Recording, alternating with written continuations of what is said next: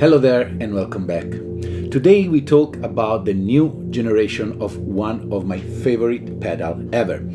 I know sometimes as YouTubers we always come out with, oh my god, this is my favorite thing, blah blah blah. But yes, the Mood has been on my live setup since forever.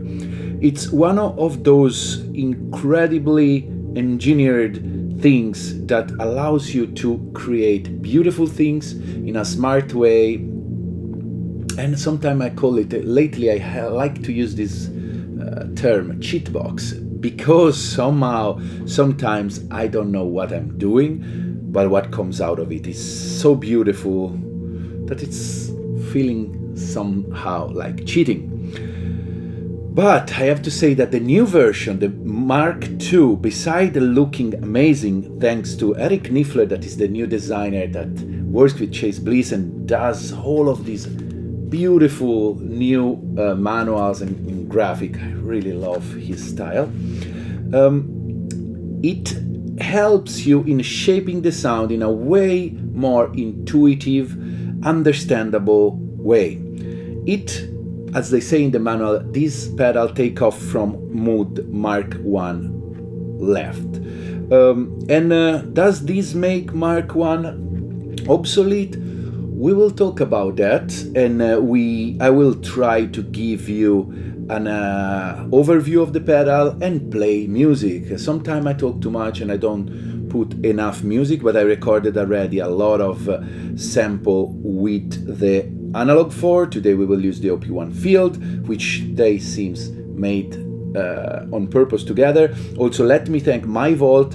They sent me a lot of cute, amazing cable, and I'm using their stuff also to power the Mood with this cool USB thing that is called the ripcord. That said, before going on, the way you can support this guy, you can subscribe to this page and share this content. You can hit the like button, very simple, very important, please do it now. Then you can buy from the affiliate link down below, and you can become a Patreon. On Patreon I do more in-depth demo review, share a lot of my secrets, and I do also one-on-one, and we started recently new things where we will create as a community effort an EP that will be ready in late summer. Done. Now, what are you hearing right now? It's just a few notes I recorded with the OP1, mangled in the Mood. I am using the Auto Baum because I think it's really useful and important to me to have a compressor, distorter and filter after the Mood. And then there's a tiny bit of CXM 1978, which is still a Mary's plus Chase Bliss collaboration. And that's it. As you can hear, the kind of sound that you get is the classic ambient wash, which previously I would not know how to make, but I have to say that few of my most viewed video online are made both with the OP1 and the Mood. So these, both of them, are really dear to my heart. And Mood Mark I, oh, let me get it. Here it is. Mood Mark I was a game changer pedal to me.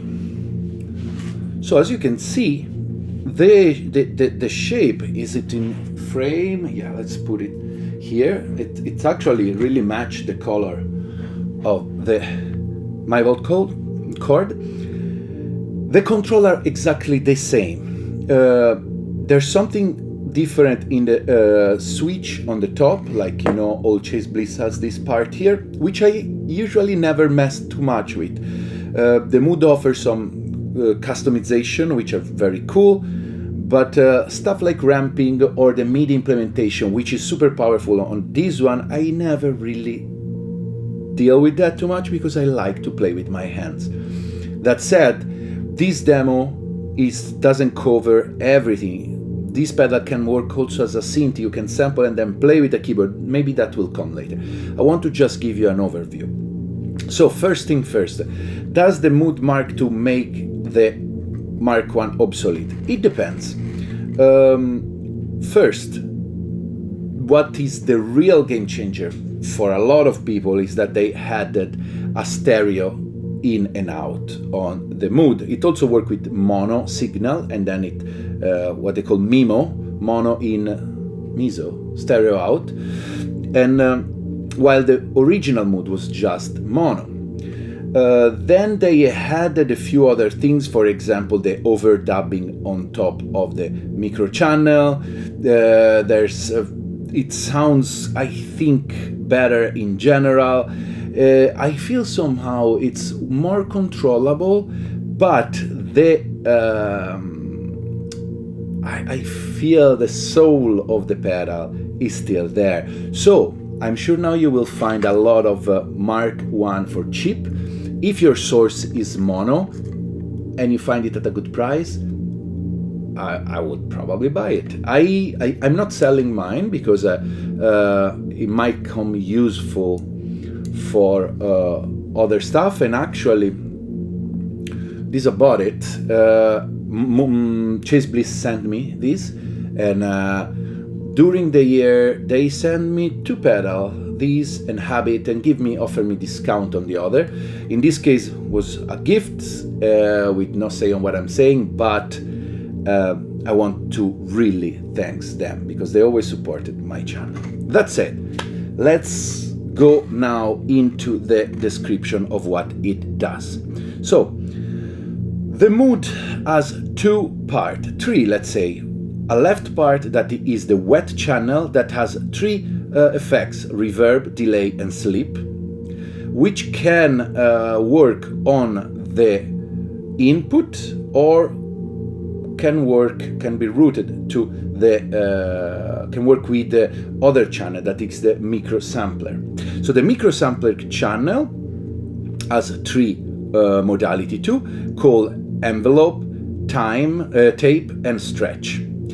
The central part is the mix, so basically you feed the clean signal, and this is the wet signal. And then the clock is the magic button, is where the magic happens. Basically it changes the kilohertz of the thing, so you can make it work as a hi-fi effects or a lo-fi. Now I'm having the auto. Let's deactivate the auto for now. So this is the sound without any filtering. I love to use filtering because it removes the digital part, which can be very beautiful, but for example now it sounds so beautiful to me. So I also have some reverb. Let me turn that off. Let's go like clean. So this now what you hear is the pure sound of the Mood and OP1. One cool things that they improved versus Mood 1 is the fact that now you can freely change between modality without having to record again the buffer, which is amazing. So for example, now I can experiment. Right now you're hearing it's reverb and envelope. So if I want to change, for example, tape modality here and delay here it is. When you put delay, you need to wait until it goes into. And now I change the modality.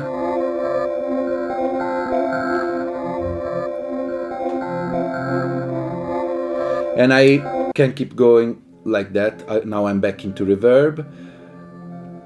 And so I can just record a loop, a micro loop, which can be also 30 seconds long, I think, in the lowest setting.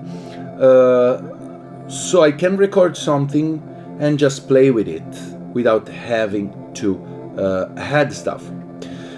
Also, I was mentioning they had this overdubbing, I don't know, you just press this and you play on top. And as you can hear now, Now there's this note that I put more. There's also a modality called spread, which I activated, which spread and change between modality the sound into the stereo field, which I really like. It makes the sound bigger. So, again, let's listen to the different part one by one, and let's start with the wet channel. So, the wet channel, let's put 50% in the mix, and let's pick some sound, and let's put a arpeggio.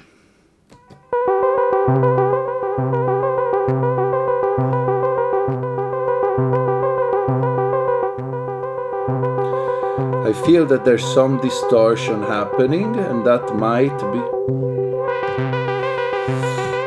this guy here. Exactly. Let's be conservative. So, let's now use, let's make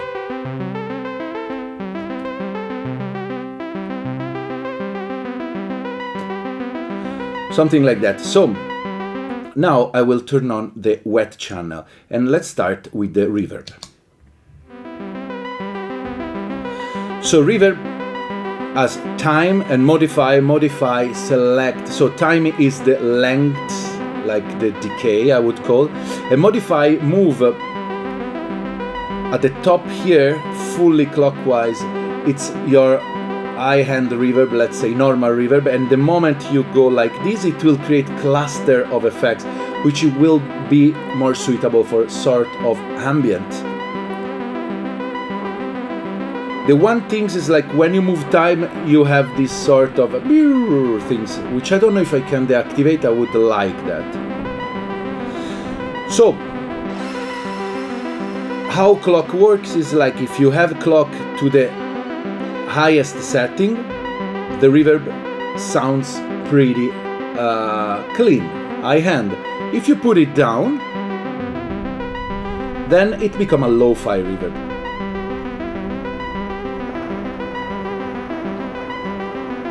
So, what's happening is like you start having a lot of grains and crunchiness and texture, which I love.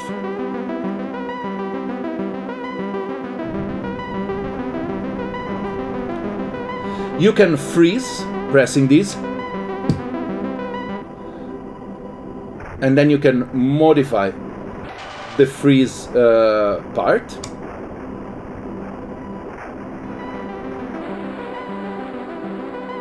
So playing live with that allows you already to get cool result. Let's move to delay. Time, guess what? It's time. You can sync it with MIDI, and then modify is the feedback. Same concept, that the clock tells the quality of the delay.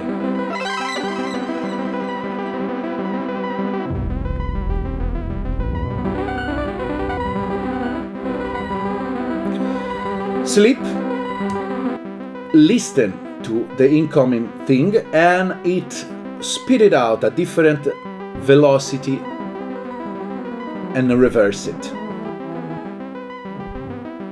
I think it's something similar to their other pedal called Therme. So you can create interesting harmonization, and you can play with the clock and the velocity of these to create things that works nice. As you can hear, the stereo field works in different way, because for example with sleep it kind of circulate. In other works in a different way. Check the manual to know better.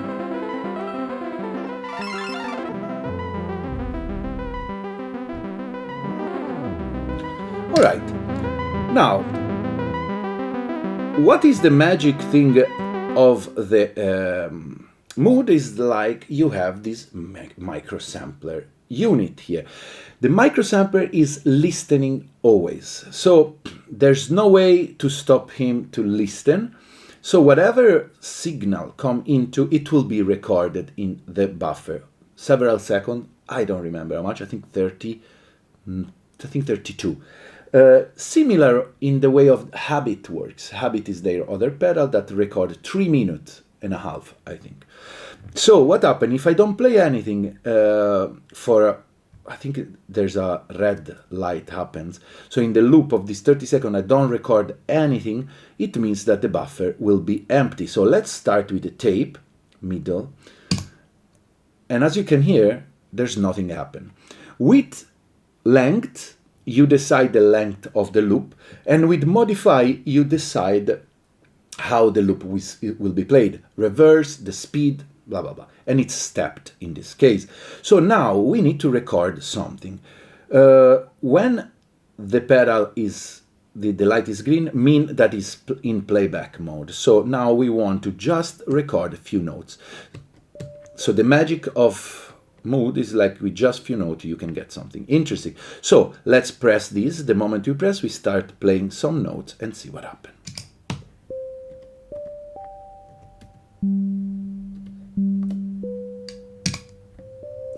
And here it is. Now we have something in the buffer. We can decide to have our length very short, as you can hear, to the point it becomes almost glitchy. We can decide to play it faster or reverse.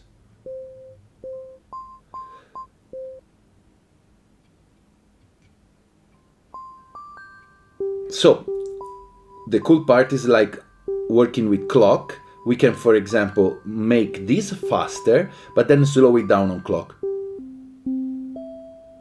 So what happens is that you create and introduce artifacts, digital artifacts that make things lo-fi. So this is tape. You can add stuff on top. So let's add some lower end. So I don't want any attack, so I press the note and then overdub. Now this note should be there somehow. And it was there, but was higher pitch.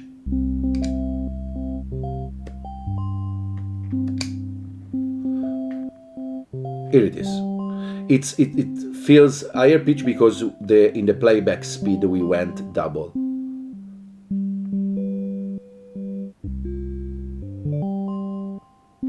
Now we can listen to the other modality. Envelope, listen to the incoming audio and modify how the playback works based on the incoming audio. So as you can hear, the moment that I play something, it will work with what it records and create weird thing.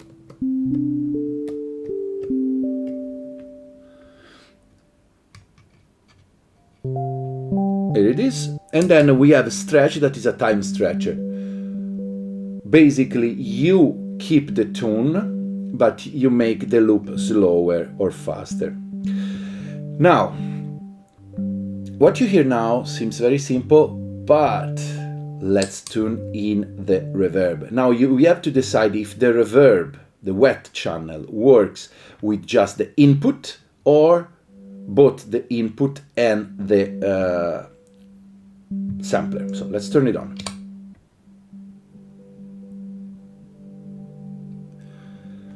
And it is already beautiful. So now I can play. So let's put tape. Now I can play on top.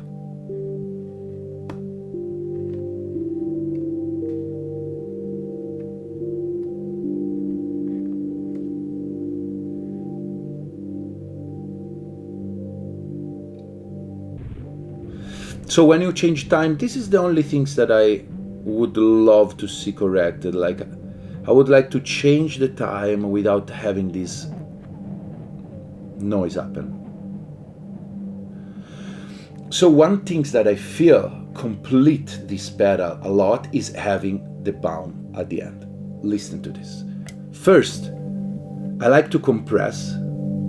So if I lose some volume in the process, I can keep it up. I like to drive it a little, and I like to play with the high cut. Then I like to add some reverb. I have it on send and return on my desk. There it is. And now I can play on top.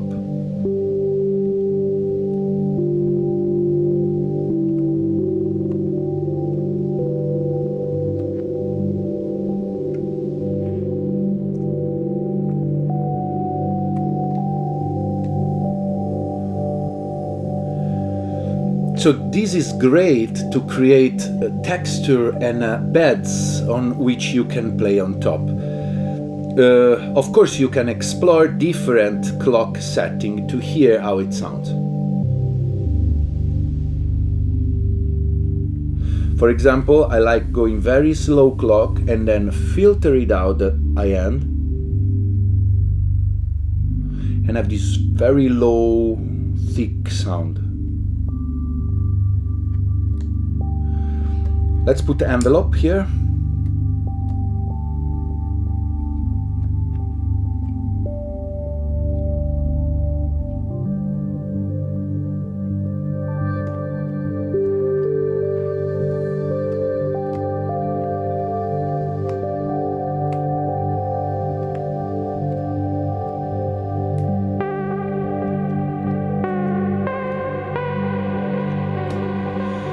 And you can also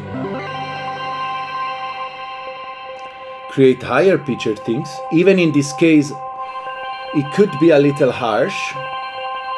So I always like to do that. Or you can play the tape at a lower frequency and then balance with the clock. Let's add delay.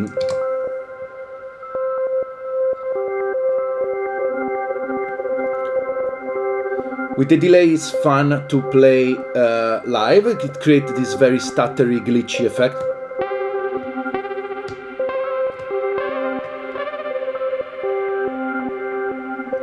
You can also make your tape loop very short.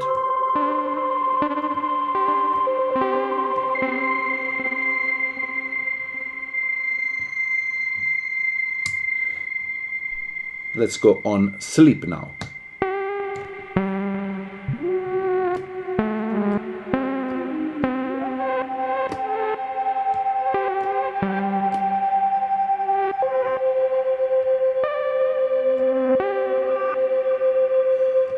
And let's put envelope on this one.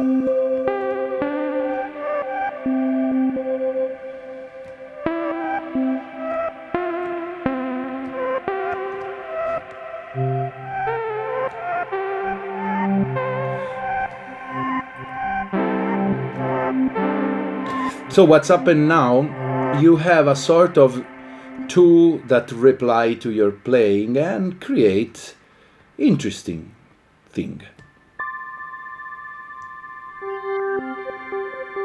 So if you're a good player, not like me, you can just play some notes and have the mood reply,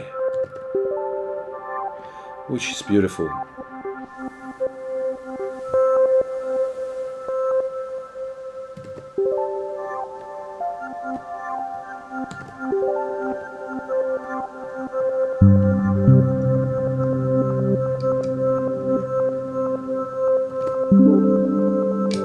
I just overdub some notes. You can also put the latching on overdub and freeze.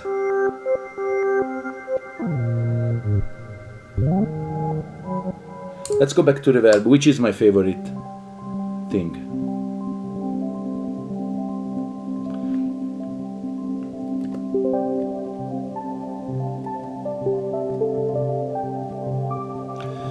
If you want this channel to work only on the input or the microgranular, you just select here. For example, now this part won't be affected, but what I'm playing will be affected.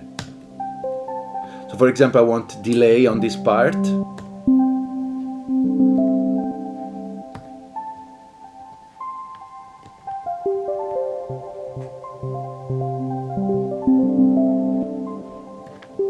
Let's go tape.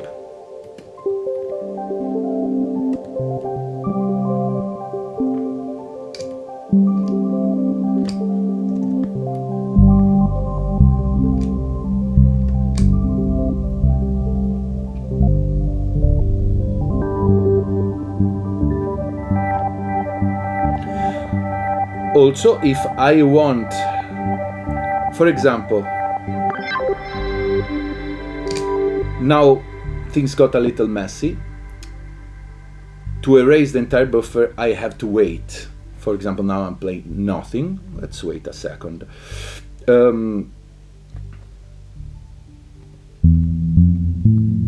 Now I just play. Silly me.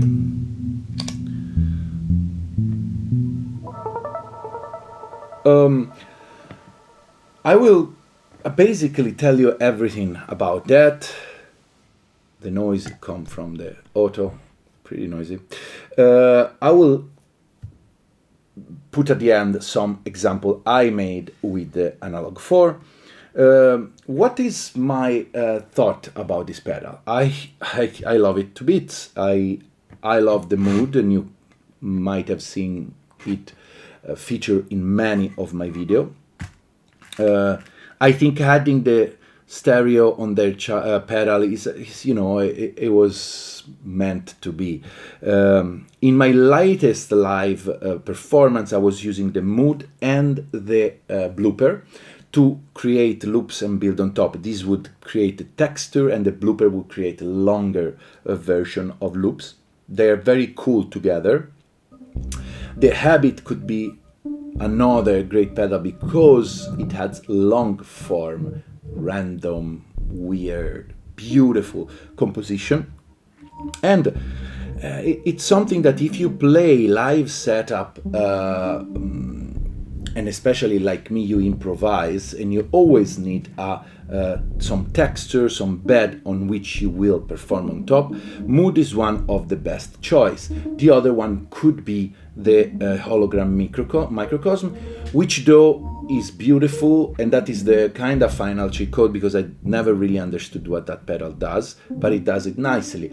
So usually I use both in my live setup. This hooked to an instrument, for example the OP1, which I record and then I record loop. I use it also with my Haken Continuum, and I have the microcosm in send and return, so I can send everything to it and create another washes. It is a little like cheating because they go very beautifully ambient, but for live performance and for improvisation, you don't really need to overthink. You want to have things that sounds cool, beautiful right away with heart. So I find out that I'm proficient with these pedals, and when I go with just, for example, the Performer or the Analog 4 or just the OP1, I need to create texture, soundscape, and the soundscape you can create with this is pretty insane. So yeah, to touch a little, whenever you hear me, this is one of my favorite pedal. I woke up this morning with a kind of annoying, not annoying, but thread on Electronauts, where few people were criticizing YouTubers and me in particular. And you know, some people were saying, oh, this guy always said it's his favorite. Well guys, I always use the few same thing. Yes, I do a lot of demo, but I only demo what I ask for and things that I love. And if you know me and if you follow me, I am always ending up using the few same thing. So when I say that Mood has been an instrumental part of my music, believe me, I'm sad for this orange one, look at that. I'm just happy now to have the possibility of the stereo, the possibility of more MIDI control that will come. I have a interesting way to customize it here. The spread is beautiful, and yeah, it's just like a no-brainer for ambient. Could it be used for non-ambient production? For sure. I'm using it for techno, for example, sound, because I would, like yesterday, I recorded 30 minutes of improvisation and then chopped it and put it in some dance track. I actually, on my Patreon, just released a in-depth demo and some sample for you to download and use. And those sample, man, this sounds pretty great. And it was just analog 4 and Mood, no other effects. So go check it out if you want. Now, I will go with some example without talking. And let's try also to create something on the fly using the OP1. So now the buffer is completely empty. If I want to play without recording anything, I engage that. So I can select some sound that I like.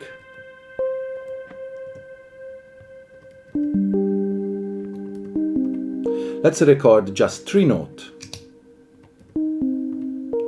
Maybe we repeat another time.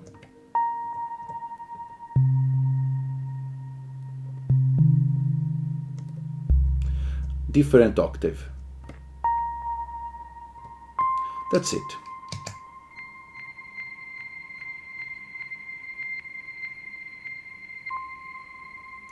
I want that reverse.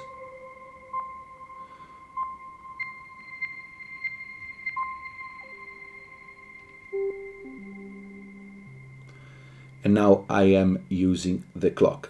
Let's engage some compression. The auto introduces a lot of noise. I'm aware of that, but I like it. Let's introduce some reverb. So let's put the length. And now let's add the reverb.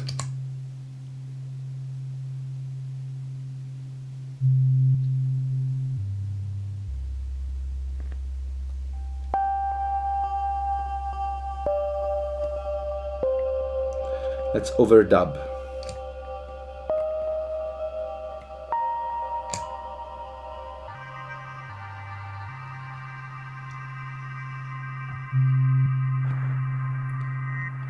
So as you can hear now, there's some reverse crashiness. We can add also some percussion sound.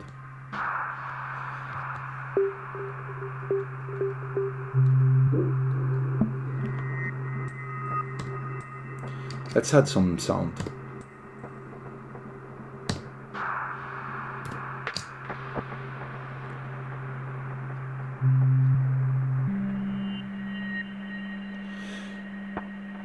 So right now we have already an interesting soundscape.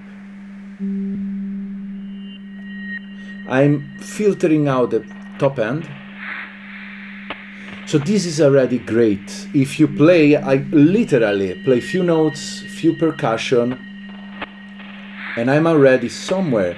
For example, now I could start with my analog for sequences.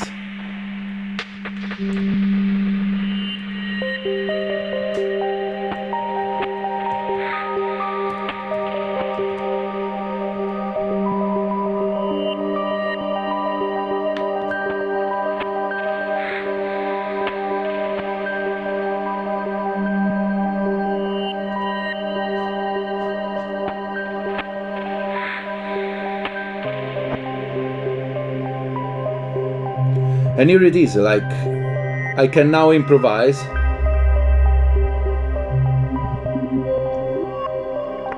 I can change on envelope. So now the recorded part will be mangled.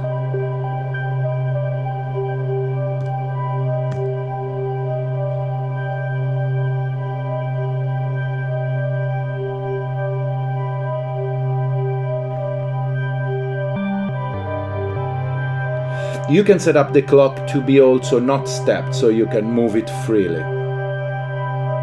Let's add sleep here.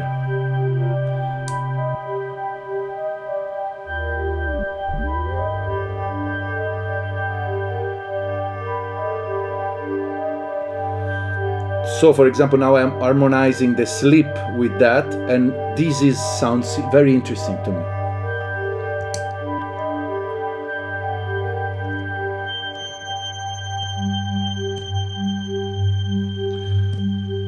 Then I can turn off what I have and go back to the original soundscape. And from here, I can do transition. All right, as usual, damn, another 40-minute video. Yeah, so long, but I wanted to do something in depth. I will put now some quick example with the analog 4. Whew. Thanks, Chase Bliss, for supporting my channel and sending this over. I love it. I will put it to a good use. And yeah, remember to hit the like button, subscribe, do all the things you can. And I'll see you next week. Ciao.